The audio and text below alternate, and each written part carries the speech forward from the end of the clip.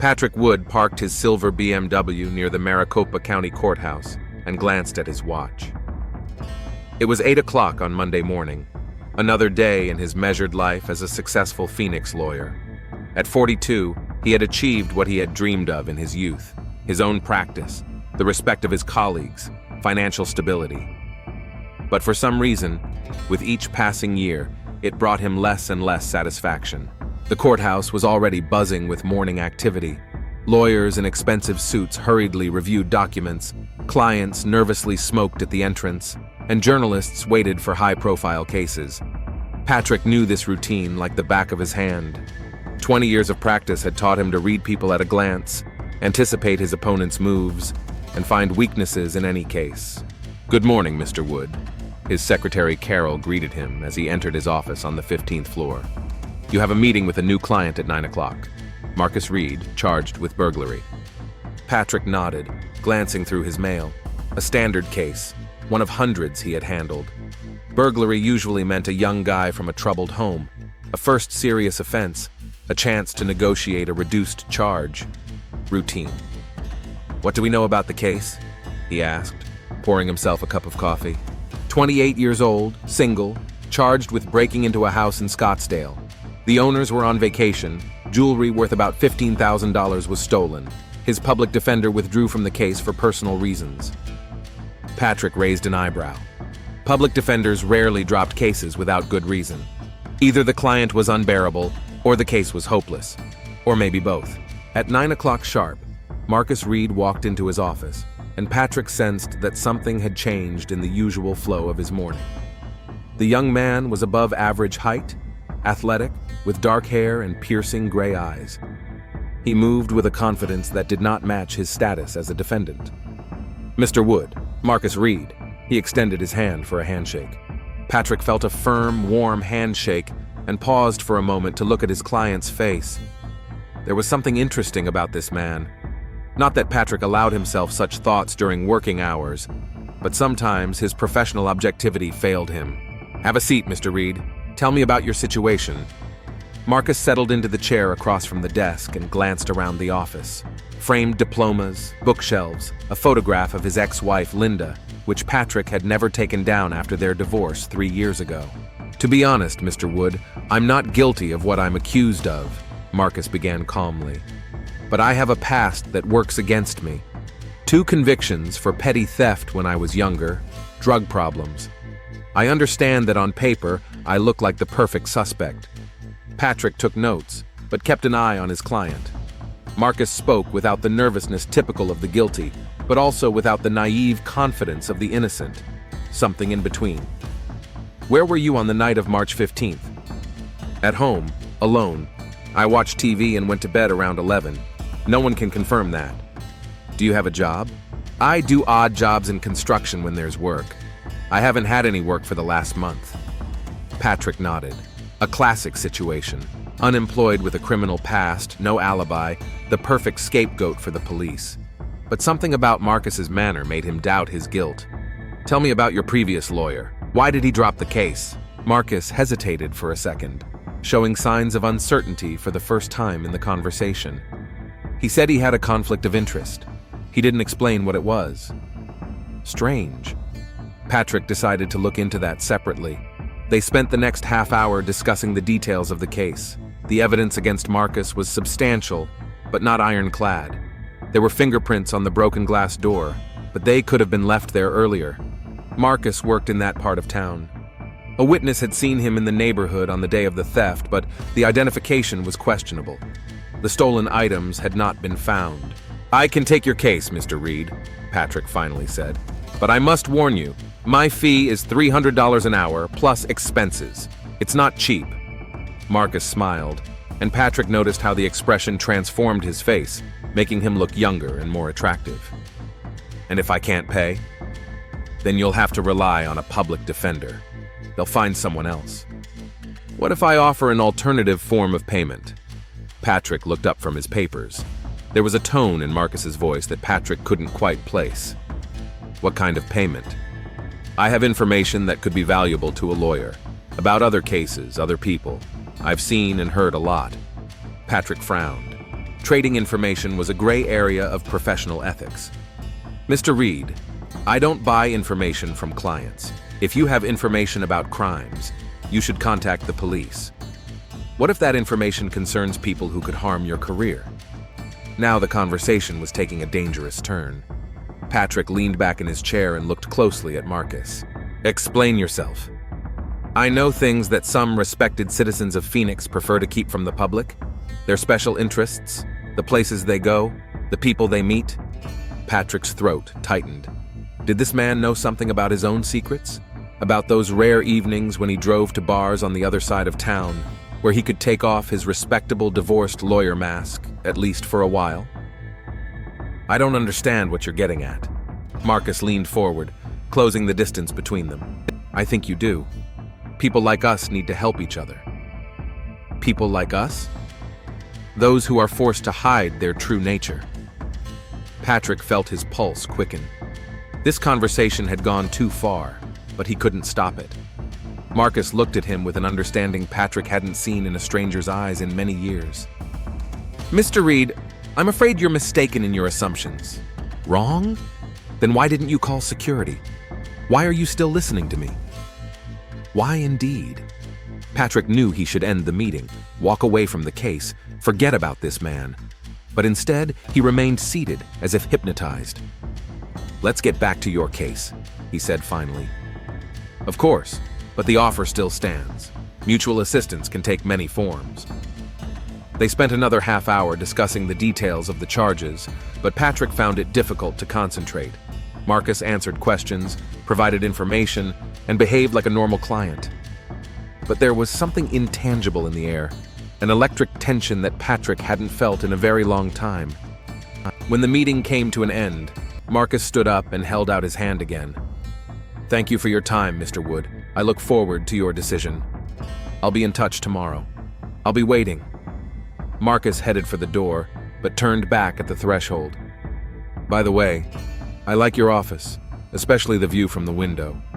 It must be nice to work in a place like this every day. After he left, Patrick sat for a long time, staring at the door. Something had happened during that meeting, something he couldn't quite put his finger on. Marcus Reed wasn't the kind of client he was used to. Too confident, too perceptive, too dangerous. Patrick walked over to the window and looked out at the Phoenix skyline. Somewhere out there, among those streets and buildings, lived a man who might have seen his true face. And that man was now his client. He picked up the phone and dialed the number of a private investigator he sometimes worked with. Jim? Patrick Wood. I need to check on someone. Jim Collins called back 2 days later. Patrick was reviewing Marcus's case file when the phone rang. I have some information on your guy, the detective said without preamble. Interesting character. I'm listening. Marcus Reed, 28 years old, born in Tucson. Mother was a drug addict who died when he was 16, never knew his father, raised in foster care. First conviction at 18 for theft from a car, second at 21 for small-time drug dealing, served a year and a half. Nothing unexpected so far. After his release, he seemed to be on the straight and narrow. He worked on construction sites and in auto repair shops. But here's what's interesting. In the last 2 years, he's been seen in the company of some pretty influential people, and not from his social circle. What kind of people? So far, we've identified 3. District Judge Robert Finley, City Councilman Michael Stone, and hold on to your seat, Congressman James Wilkins. Patrick felt a chill run down his spine. All 3 were married men with impeccable reputations. What do you mean, seen in his company? Private meetings in bars, restaurants, once in a hotel. Nothing compromising in the photos, but enough to raise questions. Where did you get this information? I have my sources. Patrick, be careful with this guy. He seems to specialize in a certain type of client. After the conversation, Patrick sat in thought for a long time. The picture was becoming clearer and more disturbing. Marcus wasn't just a client with a criminal past. He was someone much more dangerous. The phone rang again. An unfamiliar number. Mr. Wood? Marcus Reed? I hope I'm not disturbing you? No, I was just thinking about your case. Great. Maybe we could discuss the details over dinner? I know a great place. Patrick hesitated. Meeting clients outside the office wasn't unusual, but in this case it seemed imprudent. "I don't think that's necessary. We can meet at the office tomorrow." "Sure, but it's so formal there. I think we have a rapport that's worth developing." Marcus's tone was the same as when they first met, a hint without saying it outright. "Mr. Reed, 7 p.m., Copper Blue Restaurant on Camelback Road. I'll be waiting." The line went dead before Patrick could respond. The rest of the day was spent fighting with himself. The rational part of his personality insisted that he should drop the case and avoid further contact with Marcus. But another part, which he had suppressed for years, was intrigued. When was the last time anyone had seen him as he really was? At 6:30, Patrick was still sitting in his office, convincing himself that he would stay late. At 6:45, he was already driving down Camelback Road. Copper Blue turned out to be a cozy place with dim lighting and separate tables and alcoves. Marcus was already waiting at a corner table, wearing a dark blue shirt that accentuated his gray eyes. "I was sure you'd come," he said when Patrick approached. "I almost didn't make it." They ordered dinner, but the food was more of an excuse. The real conversation began after the first glass of wine. "Tell me about yourself, Mr. Wood. What brought you to law?" "The desire to help people, I guess. It's corny, but it's true." "And your family?" "Wife, children." "I was married. We divorced 3 years ago. No children." "I'm sorry. Whose idea was it to get divorced?" Patrick paused. He usually avoided the subject. "Mutual. We grew apart." "I see." Marcus nodded understandingly. Sometimes people get married for the wrong reasons, or they try to be someone they're not. There were those hints again. Patrick decided to steer the conversation back to the client. "What about you? Have you been in any serious relationships?" "A few, but I've learned not to get too attached. In my position, it's a luxury." "What position?" Marcus smiled, but there was something sad about it. A man with no roots, no family, no steady income. Not the best catch for a serious relationship. "But you're trying to change your life, right?" "I'm trying. Sometimes I think I'm on the right track. And sometimes..." He shrugged. The conversation flowed easily, as if they had known each other for a long time. Marcus turned out to be an unexpectedly erudite conversationalist. He read, was interested in politics, and had opinions on many issues. Not at all what Patrick had expected from a man with his background. "Where did you get such an education?" he asked. "The prison library. A year and a half is a lot of time to read. And then, let's just say that some of my acquaintances were willing to invest in my development." "Those influential acquaintances you mentioned?" Marcus looked at him intently. "You checked me out." It wasn't a question. "I always check my clients." "And what did you find out?" "Enough to know who I'm dealing with." "And who are you dealing with, Mr. Wood?" Patrick felt like he was standing on the edge of a precipice. The next words could change everything. A man who uses personal information for his own gain. That sounds like an accusation. It's a statement of fact. Marcus leaned back in his chair and was silent for a long time, twirling his glass in his hands. "You want the truth? Yes, I met with those men. Yes, some of them paid for my time and company. But I never blackmailed or threatened anyone. We were adults who got what we wanted." "And what did they want?" "The same thing you want. To be themselves, at least for a few hours." The words hung in the air. Patrick knew he had reached the point of no return.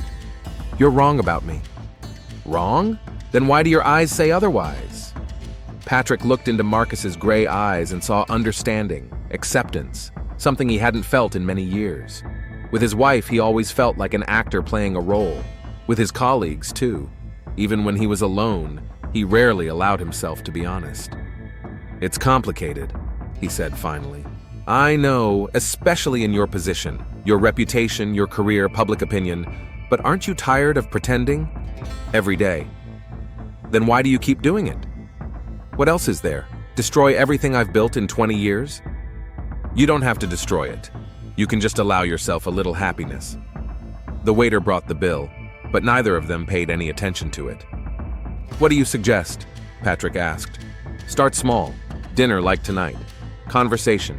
The chance to be yourself in the company of someone who understands. And what's in it for you?" How will it affect my ability to defend you? It won't. I'm really not guilty of this theft. I have an alibi. I just didn't want to use it. What alibi?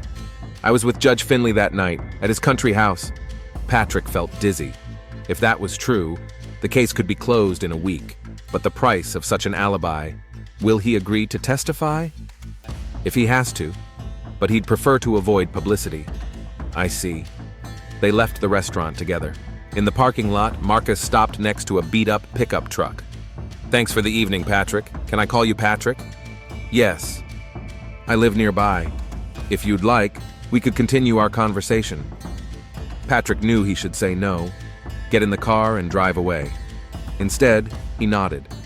Marcus's apartment was small but cozy. Books, a few paintings on the walls, nothing provocative or cheap. Marcus poured whiskey, and they sat down on the couch. Tell me about your marriage, Marcus said. What exactly? Did you love her? Patrick thought about it. In my own way, yes. Linda is a good woman. She deserved a better husband than me. Does she know? I think she suspects, but we never talked about it. And now? Are you seeing anyone? Numbers sometimes, but nothing serious. Are you lonely? Very. Marcus moved closer. There were only a few inches between them. What if you don't have to be lonely? Patrick looked into his eyes and saw a desire that mirrored his own. He leaned forward, and their lips met in a cautious, exploratory kiss. It was like a sip of water after a long thirst. Patrick couldn't remember the last time he had felt so alive, so real. They spent the night together, and for the first time in many years, Patrick didn't think about the consequences, about his reputation, about what others would say. He just allowed himself to be who he really was. In the morning, as he got dressed, he realized that his life had changed forever. In the bathroom mirror, he saw a different man, happier, but also more vulnerable. See you today? Marcus asked as he walked him to the door. I have a court hearing before lunch. Then I need to work on your case. Okay, call me when you're free. At the door, Marcus kissed him again, and Patrick felt his heart tighten with a mixture of happiness and fear.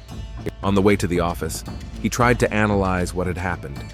From a professional point of view, he had crossed every line imaginable. An intimate relationship with a client could cost him his license, his reputation, his career. But from a human point of view, the phone rang, interrupting his thoughts. Linda. Hi, Pat. How are you? Fine. How are you? Not bad. Listen, how about lunch sometime soon? It's been a while. Sure. Call me later and we'll make plans. After their divorce, they had remained on good terms. Linda was the only person who knew him well enough to notice the changes, and the changes were definitely noticeable. At the office, his secretary Carol looked at him with surprise. Good morning, Mr. Wood. You look different today. How so? I don't know. More rested, maybe.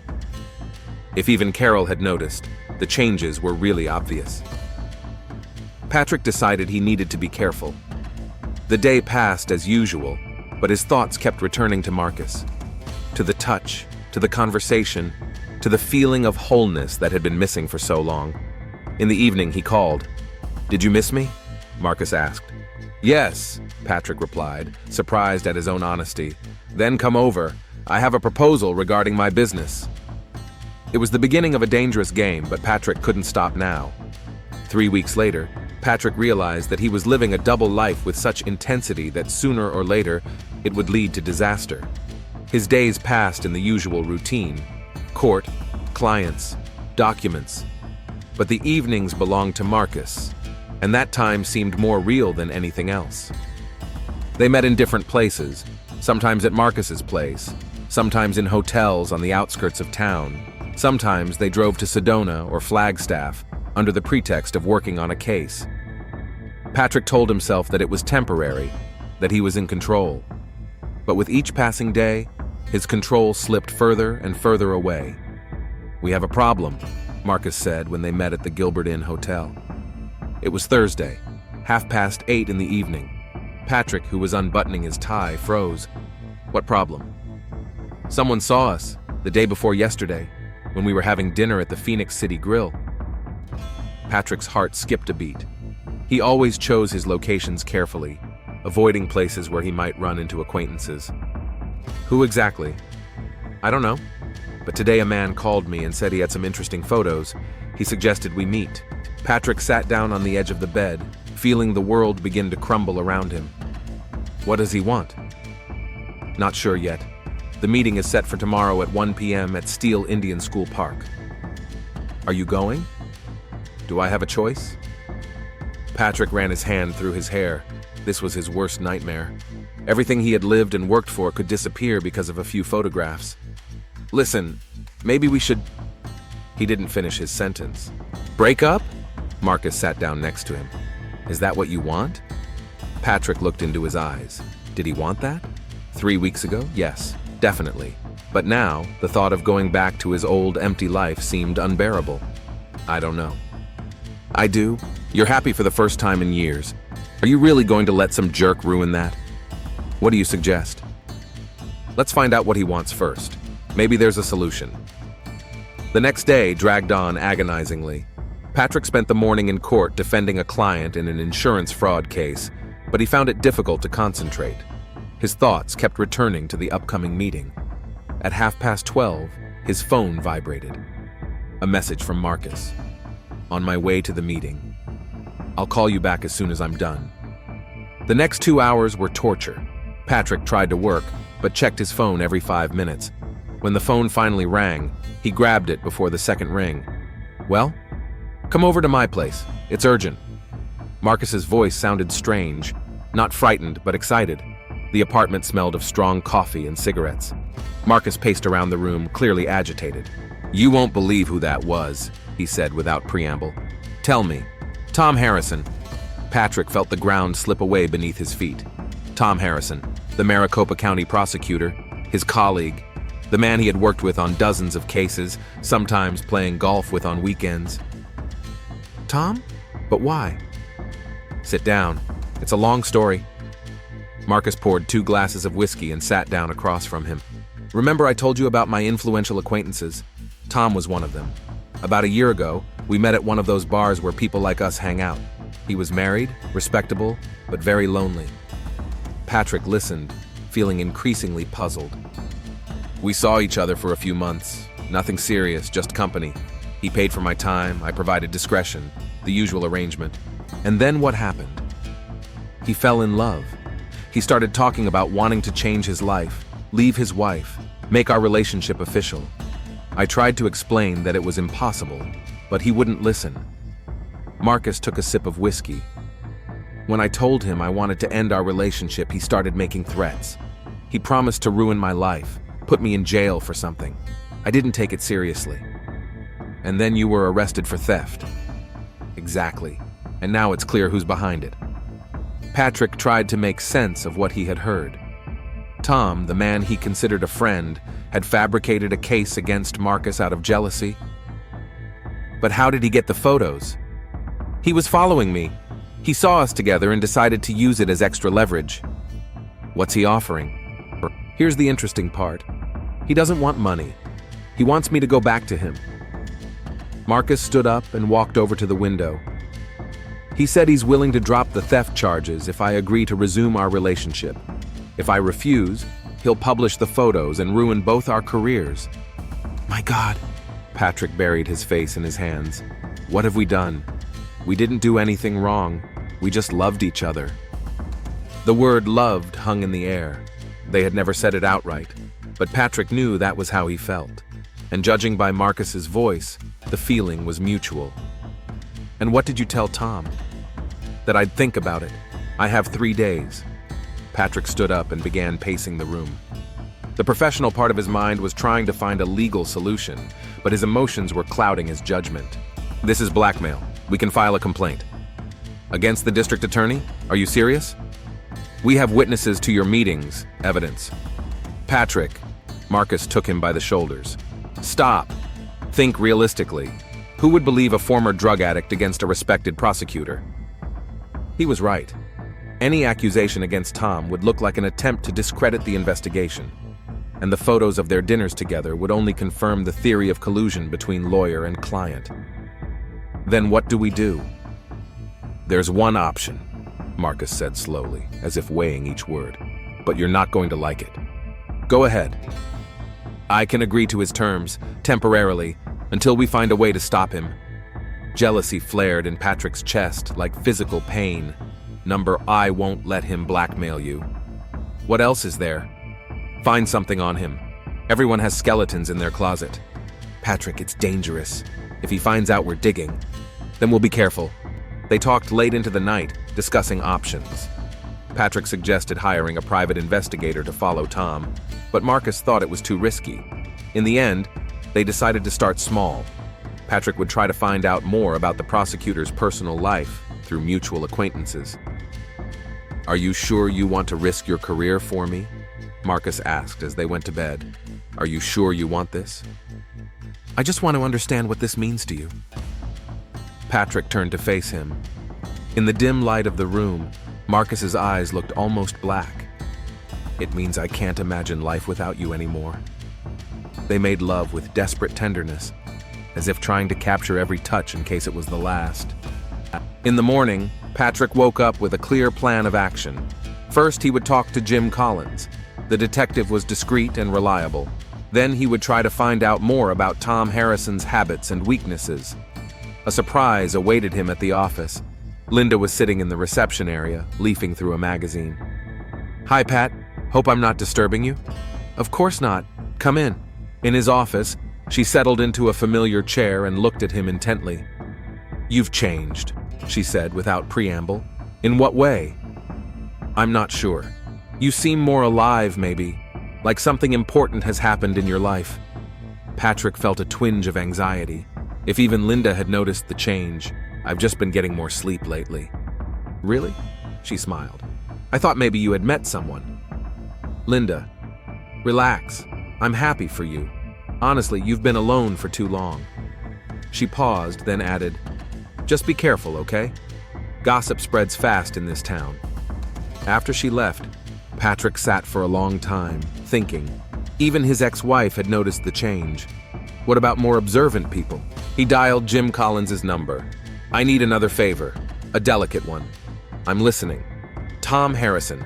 I want to know everything about his private life, where he goes, who he meets, what his weaknesses are. Tom Harrison, the prosecutor?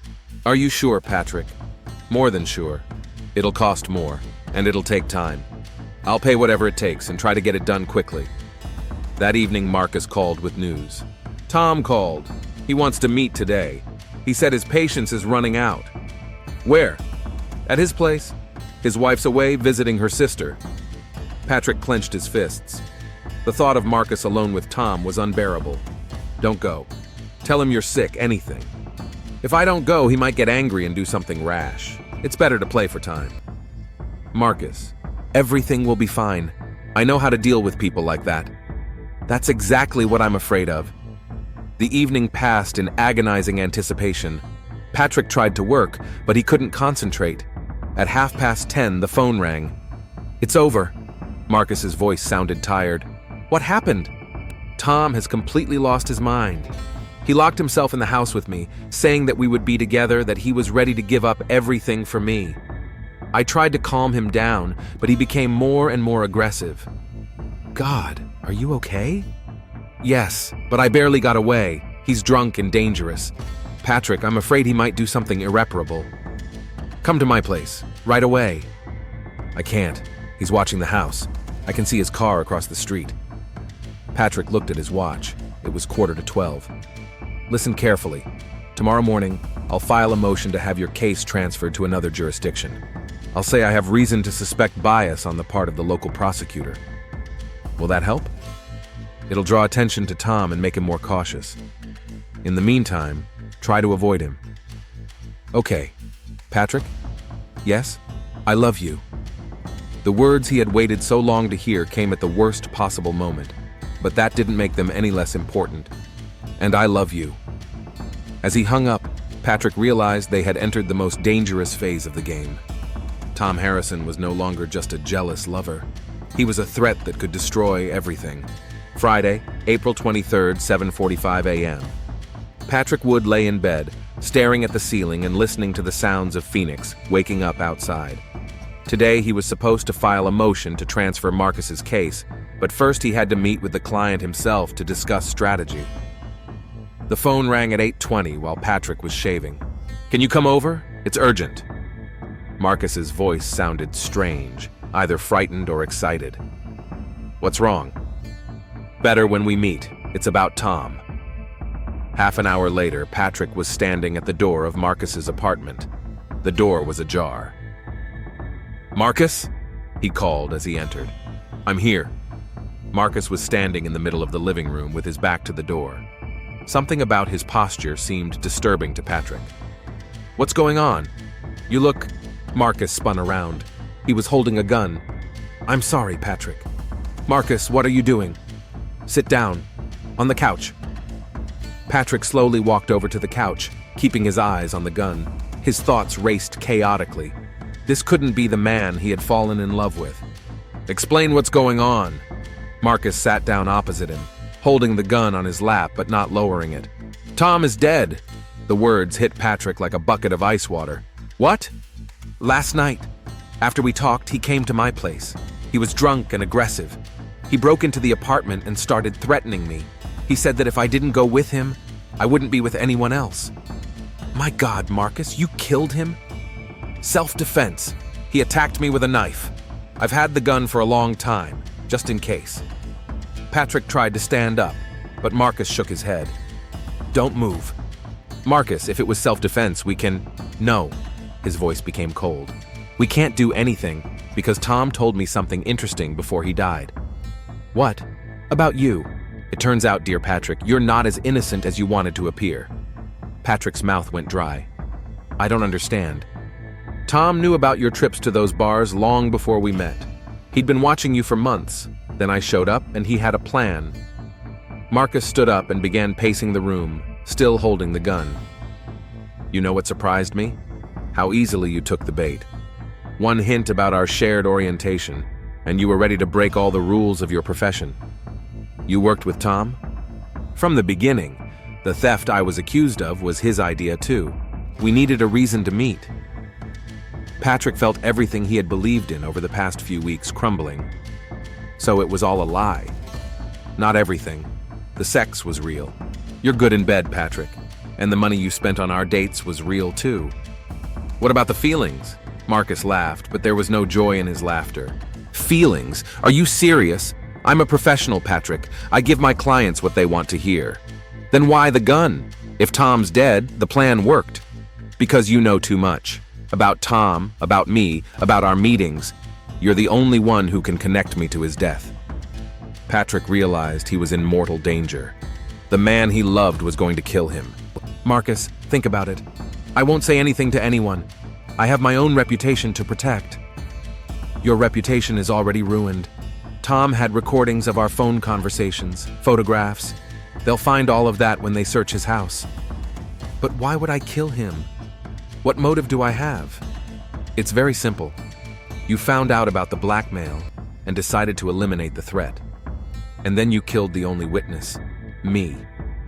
No one will believe I'm capable of murder. They will believe it. A desperate man, his career on the line, a secret life on the verge of being exposed." Classic Marcus stopped in front of him, pointing the gun at his chest. "I'm sorry, Patrick. It's nothing personal." "Wait!" Patrick raised his hands. "I have money. A lot of money. You can take it all and disappear. It's too late. Tom's body has already been found. It's only a matter of time before they track me down." "Then why are you still here?" "Finishing up." A shot rang out in the silence of the Phoenix morning. Detective Sarah Thompson received a call at 11:30 a.m. A body in an apartment on North Street, suspected murder.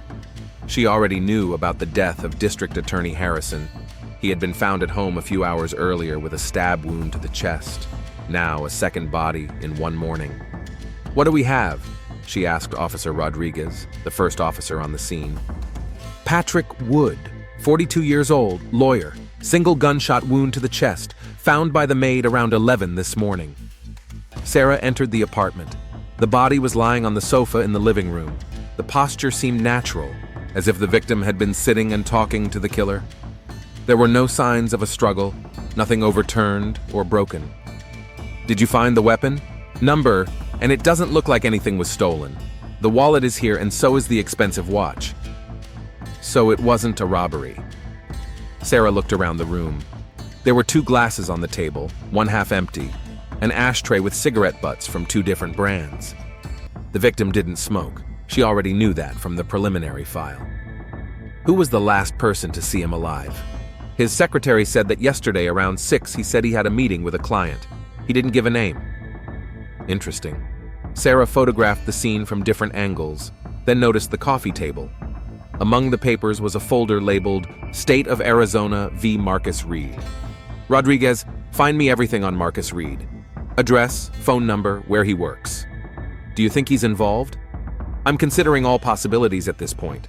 Back at the station, Sarah studied Reed's case. Burglary, prosecutor, the late Tom Harrison, defense attorney, the late Patrick Wood. Too many coincidences for one day. She called the morgue. Dr. Chen, Sarah Thompson, Harrison case? When will the preliminary autopsy results be available? I can tell you now. Death occurred around 2 a.m. from blood loss. A single stab wound between the ribs, right in the heart. Professional work. Signs of a struggle? Minimal. Scratches on the hands, but not deep. Either the attacker was much stronger or the victim knew him and didn't expect to be attacked. And Wood? He was brought in half an hour ago. Preliminary time of death between 8 and 10 this morning. Gunshot wound to the heart, shot at point-blank range. Sarah hung up and stared at the wall. 2 murders in one night, both connected to the same case. She took out her notebook and began to compile a list of questions. At 3 o'clock in the afternoon, she found Marcus Reed's apartment. The door was locked, and no one answered the phone. Sarah walked around the building.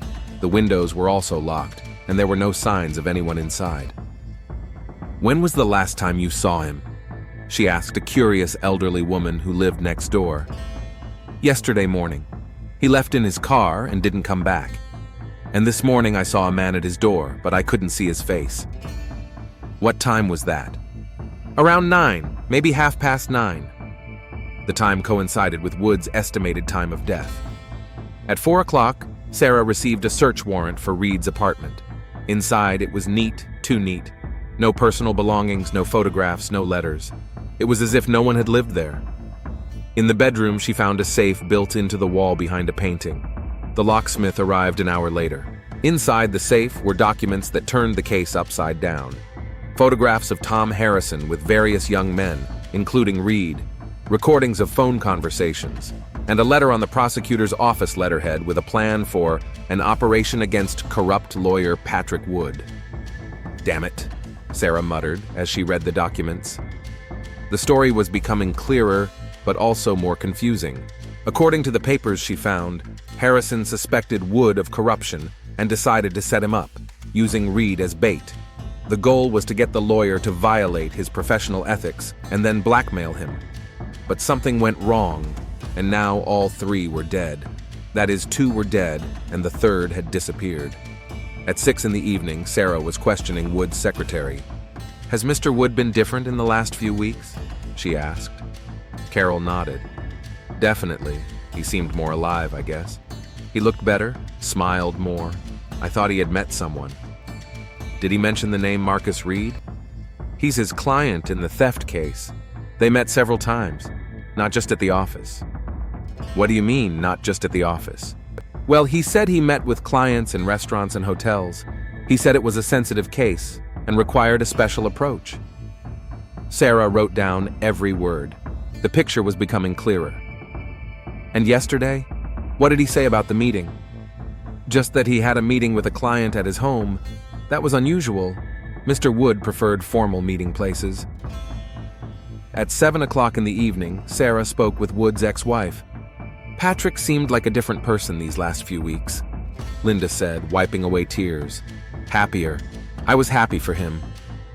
"Did he talk about his personal life?" "No, but I suspected he was seeing someone. He had this look on his face like he was in love." "With a woman?" Linda paused. "Detective, I knew Patrick for 15 years. Our marriage didn't end because of another woman. Then what did? Because he couldn't be himself with me. I always suspected that he was, but he never admitted it. By evening, Sarah had a preliminary picture. Harrison and Reed had planned a provocation against Wood. Reed was supposed to seduce the lawyer, get compromising information, and then Harrison would use it to blackmail him. But the plan backfired.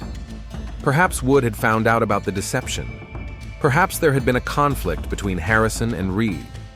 As a result, Harrison was dead, Wood was dead, and Reed had disappeared. The main question remained, who was the killer? And where was Marcus Reed now?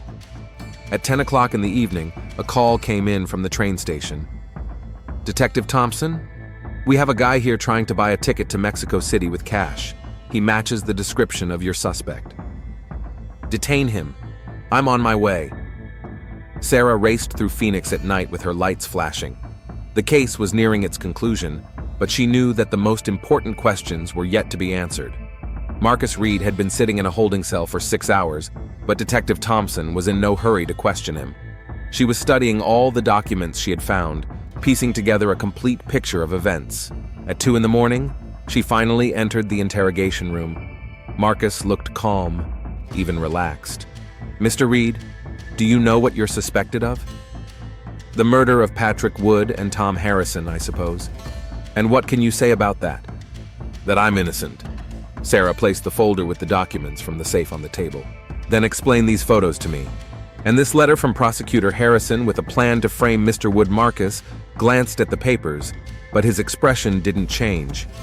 I was forced to cooperate with Harrison. He blackmailed me. With what exactly? He threatened to plant drugs on me and accuse me of dealing.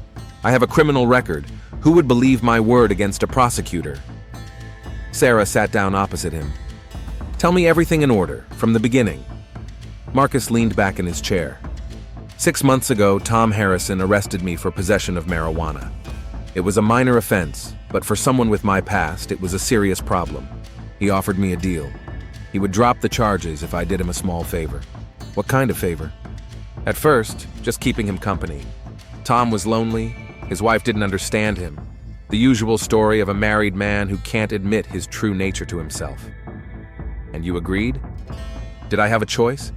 He paid well and didn't ask for much. I thought it would be temporary. Sarah took notes, watching the suspect's body language. He spoke calmly, without any signs of lying, but something in his story didn't add up. When did Patrick Wood get involved? Tom became obsessed with revenge. He said that lawyers like Wood buy justice, that they had to be stopped. But I think the real reason was something else. What? Tom saw Patrick in one of those bars. He fell in love at first sight. But Patrick rejected him. Didn't even notice him, you could say. Tom couldn't forgive such humiliation. And he decided to take revenge using you? Exactly. He came up with this scheme involving a fake theft and an encounter. I was supposed to seduce Patrick, get compromising photos, and then Tom would blackmail him. Sarah looked up from her notebook. But something went wrong. Yes. Marcus showed emotion for the first time, something like sadness. I didn't expect it to become real. What exactly? Patrick wasn't like the other clients. He was sincere, lonely, desperate, and I started to have feelings for him. Love? Sarah's voice was tinged with irony. Maybe, I don't know. I've never been truly in love before. And what happened next? Marcus paused, as if gathering his thoughts. Tom became increasingly jealous and unstable. He demanded that I stop seeing Patrick and come back to him. He threatened to expose us all. And you killed him. No! The sharpness in his voice seemed sincere. Tom killed himself. Sarah raised an eyebrow. Killed himself. He has a stab wound to the heart. He came to my place on Thursday evening, completely drunk. He brought a knife and said that if he couldn't be with me, he wouldn't let me be with anyone else. We struggled, and the knife turned toward him. Any witnesses? No, but there are security cameras in the building. Check them. You'll see him coming in with the knife. Sarah made a note. The story sounded plausible, but the main question remained. Okay, let's say Harrison died accidentally. What about Patrick Wood? Marcus lowered his head. That was my biggest mistake. Explain. After Tom died, I panicked. I knew I would be accused of murder. I decided to confess everything to Patrick and ask for his help. And he didn't understand. When I told him about the conspiracy, about how our relationship started as a provocation, he felt betrayed. He got angry. Sarah leaned forward. And you killed him so he wouldn't tell the police? No. Marcus raised his head, tears welling up in his eyes. Patrick took the gun himself. What? He had a gun in his apartment in a safe. When I told him the truth, he took it out and pointed it at me. He said I had ruined his life, that we'd both be better off dead. And what happened? I tried to calm him down, to talk him out of it, but he was desperate. He said his career was over, his reputation was ruined. There was no point in living. I tried to take the gun away from him. Marcus fell silent, wiping his eyes. Go on. We struggled. A shot rang out. I don't know who pulled the trigger, him or me. When it was over, Patrick was dead. Sarah studied the suspect's face closely. The story sounded dramatic, but there were too many convenient coincidences. Mr. Reed, I have statements from neighbors. No one heard any screams or sounds of a struggle coming from Wood's apartment. We didn't scream. Everything was quiet. What about the gun? We didn't find it. I took it with me. I was afraid I'd be accused. Where is it now? I threw it into Lake Tempe on my way home. Sarah leaned back in her chair. Reed's story had flaws, but it wasn't completely implausible. She needed more evidence. Tell me the truth, Marcus. Did you plan to kill them both? No. I swear I didn't want to kill anyone. It all got out of control. Then why did you try to run away? What choice did I have? Who would believe my story? A former drug addict against two respected citizens, even if they are dead. I knew I would be made the scapegoat. The interrogation continued until morning. Sarah asked the same questions in different ways, but Marcus's story remained unchanged. Either he was telling the truth, or he was an excellent actor. At 7 in the morning, she left the interrogation room and called technical support. Johnson? We need to check the surveillance cameras at 1247 North Street for Thursday from 6 p.m. to midnight. While the technicians worked on the recordings, Sarah carefully reviewed all the evidence again. The documents from the safe confirmed the existence of a conspiracy between Harrison and Reed, but they also showed that Reed had been paid for his role, a lot of money. At 10 a.m., Johnson called back. Detective, you were right. The recording shows Harrison entering the building at 9:47 p.m. with an object in his hands that looks like a knife. Only Reed comes out at 11:23 p.m., clearly agitated. And the next day, Friday morning, Reed leaves the building at 8:35 a.m., gets into his pickup truck and drives away. He returns at 9:20 a.m., but without his car, he comes on foot. He goes up to his apartment and comes down half an hour later with a large bag. Time is running out. Thank you. Sarah hung up. The cameras confirmed Reed's version of Harrison's death, but the question of Wood remained. Why did Marcus walk home? And what was in the bag?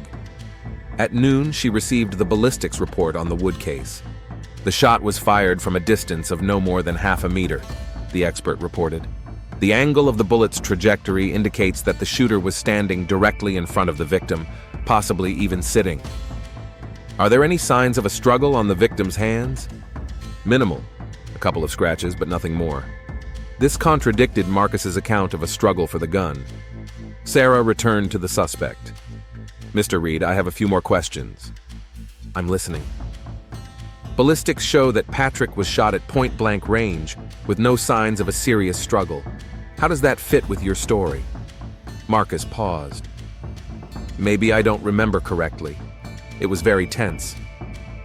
Or maybe you're lying? No, I'm not. Mr. Reed, I think this is what happened. You came to Patrick's house on Friday morning and told him you had killed Harrison. Patrick realized his career was over. Any connection to a murder suspect would ruin his reputation. Marcus listened silently. He tried to end the relationship, maybe even threatened to turn you in to the police, and you shot him. No. Then you staged a self-defense, took the gun, and tried to escape. But you didn't count on the cameras recording your movements. That's not true. Sarah placed a photograph on the table. This is a photo from the camera at the entrance to Wood's house. 9:15 a.m. you enter. 9:47 a.m. you leave with a bag. The murder took place in half an hour. Marcus looked at the photo and slumped his shoulders. Okay, he said quietly. Do you want the truth? I always prefer it. Patrick did pull out a gun when I told him about Tom, but he didn't point it at me. At whom? At himself. He said he had nothing to live for, that he'd rather die than see his life ruined. Sarah waited for him to continue. I tried to stop him. I told him we could fix everything, start over somewhere else, but he wouldn't listen. And at some point I realized he was really going to kill himself, so I took the gun from him. And you killed him. Yes, Marcus nodded. With one shot. He didn't even resist. Why? Because I couldn't let him die. Sarah frowned. I don't understand. If Patrick had killed himself, everyone would have thought it was because of the shame, that he couldn't handle the exposure. His reputation would have been ruined. And murder is better?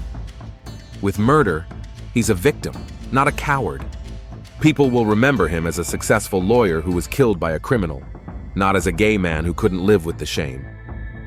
Sarah was silent for a long time, trying to understand this man's logic. You killed him to save his reputation? Yes, it was the last thing I could do for him. And Harrison's murder? Also out of noble motives? Marcus shook his head. Number I killed Tom out of hatred. He destroyed the only real relationship in my life. So you did love Patrick after all? I think so. For the first time in my life. Sarah closed her notebook. The story was tragic, but a crime was a crime. Marcus Reed, you are under arrest on suspicion of the murders of Patrick Wood and Tom Harrison.